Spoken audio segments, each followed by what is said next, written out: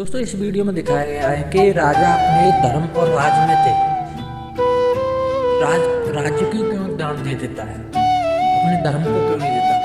तो दोस्तों दिखाते हैं चलो आगे इस वीडियो में कि ऋषि ने उनसे ये सब क्यों मांगा और राजा ने अपना राज्य क्यों दान कर दिया, अपना धर्म क्यों नहीं। किसी शहर में एक बड़ा धर्मात्मा राजा राज करता था। उसके दान धर्म का प्रवाह कभी बंद नहीं होता था। हर जगह राजा बढ़ चढ़कर दान दक्षिणा देता था। एक दिन उसके यहाँ एक साधु आया। उसने राजा से कहा, राजन, सुना है तुम बहुत दान धर्म करने वाले राजा हो। तुम्हारे यहाँ से कोई भी खाली हाथ नहीं जाता। क्या मैं जो मांगूंगा वो तुम मुझे दे सकोगे? राजा बोला, कहिए साधु महाराज, आपको क्या चाहिए?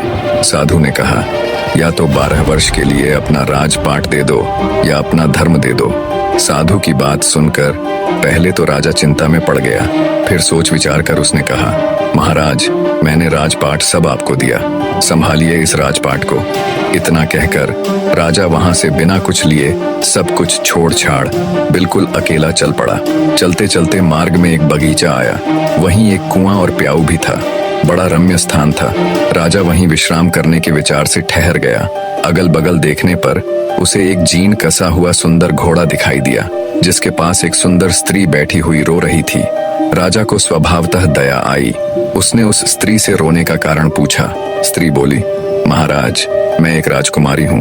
मेरे पिता और भ्राता सबको शत्रुओं ने मार डाला है। मैं किसी प्रकार जान बचाकर यहाँ भाग आई हूँ। अब आप ही देव के द्वारा भेजे मेरे आश्रयदाता हैं, अतः मुझे शरण दें। राजा ने कहा, ठीक है, घोड़े पर बैठ जाओ और मेरे साथ साथ चलो। राजकुमारी बोली, नहीं महाराज, आप ही घोड़े पर चलो।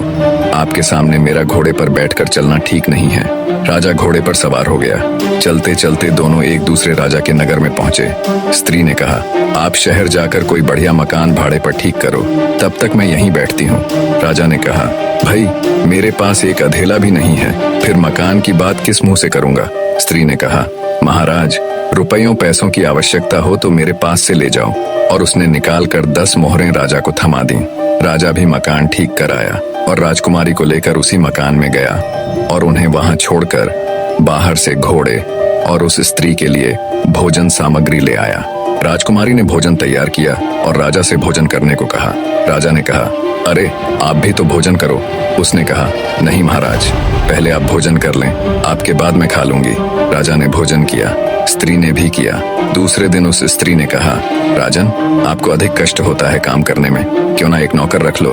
राजा बोला, भाई, मेरे पास तो एक अधेला भी नहीं है और तुम मुझसे राजाओं की सी बात कर रही हो। स्त्री ने कहा, राजन, आप असमंजस में ना पड़िए। मैं औरत जात न हुई होती तो स्वयं इन कामों को कर लाती। आपको कहने भी नहीं जाती। रुपये पैसों की आपको जब भी आवश्यकता पड़े आप हमसे निस्संकोच मांग लिया कीजिए। राजा गया और एक नौकर ले आया। कुछ दिनों के बाद उस स्त्री ने कहा, राजन, मन बहलाने के लिए कभी कभी यहाँ के राजा की कचहरी में चले जाया करो और वहाँ की कुछ बातें सुन लिया करो। अब राजा रोज कचहरी जाने लगा। उस नगर का राजा यह समझकर कि यह मेरे मंत्रियों में से किसी का संबंधी होगा, उससे कुछ न पूछता। इधर मंत्री लोग उसकी आकृति राजा के समान देखकर राज संबंधी जानकर कुछ न बोलते। कुछ दिन यूं ही बीत गए। एक दिन राजा और मंत्री वर्ग ने आपस में आखिर उस राजा के संबंध में बातचीत की। वह किसी का कोई संबंधी तो था ही नहीं। उनको बड़ा कौतूहल हुआ। दूसरे दिन राजा ने उससे परिचय मांगा। उसने अपनी सारी बात बता दी। उसकी धर्मप्रियता देख राजा ने उसका बड़ा स्वागत किया और अपना मुकुट उसके सिर पर रख उसकी पगड़ी अपने सिर पर रख ली, अपने सिंहासन पर बैठाया और मित्रता की प्रतिज्ञा की। दूसरे दिन उसे फिर कचहरी में आने का निमंत्रण दिया। राजा ने सारी घटना उस स्त्री से कह सुनाई। उसने कहा, ठीक है, आप भी राजा को सारे परिकर परिषद तथा नगर को भी न्योता दे आइए। वह पहले तो हिचकिचाया, पर उसके प्रभाव तथा आग्रह को देखकर राजा उस स्त्री की बात मान गया और अगले दिन जब कचहरी गया तो राजा को सारे मंत्री परिषद सहित पूरे नगर को अगले दिन सुबह के भोज के लिए आमंत्रित किया। उस नगर का राजा हैरान होते हुए बोला, कहीं भांग वांग पी ली है क्या? भोज और वो भी पूरे नगर सहित, कहाँ से करोगे उसका इंतजाम? खैर, बोले जाओ, ठीक है, मनमानी करो, मित्र ही तो हो। शाम को उस नगर के राजा ने एक सिपाही भेजकर पता लगवाया और कहा, जाकर देखो तो सुबह भोज के लिए क्या इंतजाम है। सिपाहियों ने देखा तो वहां कुछ नहीं था। आकर ज्यों का त्यों राजा को बता दिया। राजा ने कहा, भाई उसने पक्का भांग वांग ही पी रखी होगी, इधर इसको भी चैन न था। उस स्त्री से कहने लगा, भाई तूने मेरी अच्छी फजीहत कराई है, प्रातः राजा न जाने मुझे क्या कहेगा। स्त्री ने कहा, महाराज चिंता न करें, यदि आपको धैर्य न हो तो उस बगीचे में देखाएं जहां से मुझे लिवा लाए थे। राजा ने घोड़े पर चढ़कर जो देखा तो वहां संपूर्ण देव वर्ग ही कार्य में तत्पर था। अनंत दिव्य ऐश्वर्य भरा था। उसके आश्चर्य का ठिकाना न रहा। प्रातः काल राजा सहित संपूर्ण नगर को भोजन कराया। इस आश्चर्य को देखकर सभी लोग आश्चर्य में डूब गए। नगर के राजा ने भी सारी व्यवस्था और भोजन के लिए उसकी भूरी भूरी प्रशंसा की। भोजनोपरांत सारा देव वर्ग अंतर्ध्यान हो गया।